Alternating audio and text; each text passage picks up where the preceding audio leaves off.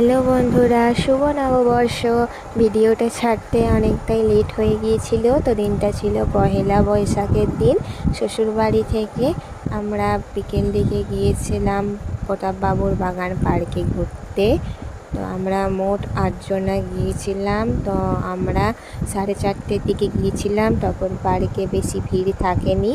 তারপর আস্তে আস্তে ভিড় হলো, লোকজন এলো। তো দেখো আমরা এখানে খুবই এনজয় করেছিলাম।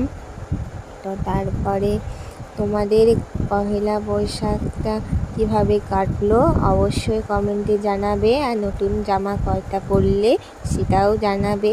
তো দেখো তারপরে 5:30-6টা নাগাদ আমরা পার্ক থেকে বেরিয়ে গেলাম, আর এখানে মিউনিসিপ্যালিটি স্কুলে ক্যারেটের প্রোগ্রাম হচ্ছিল। তারপর ফুচকা খেলাম, তারপর যাচ্ছিলাম লস্যি খাওয়ার জন্য। তো এইটুকুই, টাটা।